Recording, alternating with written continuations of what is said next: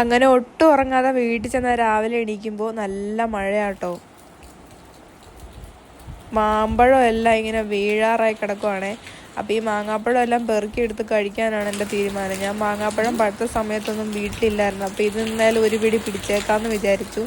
ഓരോ മാങ്ങാപ്പഴം വീഴുന്നത് ഞാൻ അവിടെ എണ്ണം എടുത്തുകൊണ്ടിരിക്കുകയായിരുന്നു കേട്ടോ. അങ്ങനെ മഴയൊന്ന് തോരാൻ വേണ്ടി കാത്തിരിക്കുകയാണ്. കൊട്ടയം റെഡിയാക്കി ഞാൻ മാങ്ങാപ്പഴം പെറുക്കാൻ വേണ്ടി പോവാണ്. സൈപ്രസ് എല്ലാം മഴ നനഞ്ഞ് ഇതിങ്ങനെ നിൽക്കുകയാണ് മൊട്ട കുട്ടന്മാരായിട്ട്. മഴ തോരുന്ന പ്രസ്ഥാനമില്ലെന്ന് തോന്നുന്നു കേട്ടോ. അപ്പോൾ ചെറുതായിട്ടൊന്നും നനയാമെന്ന് വിചാരിച്ച് ഞാൻ പുറത്തോട്ടിറങ്ങി കുറച്ച് മാങ്ങ പെറുക്കിയെടുത്തു. എന്തായാലും നമുക്ക് കൊട്ടയ്ക്കകത്തങ്ങ് പെറുക്കിയേക്കാമെന്ന് വിചാരിച്ചു കേട്ടോ. അതിനുവേണ്ടി ഞാൻ കൊട്ട റെഡിയാക്കി പുറത്തേക്ക് ഇറങ്ങിയപ്പോൾ പടപടയെന്ന് മാങ്ങ വീണു കേട്ടോ. നല്ല കാറ്റുണ്ടായിരുന്നു. അപ്പോൾ ഈ കല്ലിലോട്ട് വീഴുന്നതുകൊണ്ട് തന്നെ മാങ്ങയെല്ലാം പൊട്ടിപ്പോവായിരുന്നു ഗൈസ്. പൊട്ടാത്ത നോക്കി എനിക്ക് ഹോസ്റ്റലിൽ കൊണ്ടുപോയിട്ട് കഴിക്കണം. പിന്നെ കുറച്ച് സാധനങ്ങളൊക്കെ പറിച്ചെടുക്കാനും ഉണ്ട് കേട്ടോ.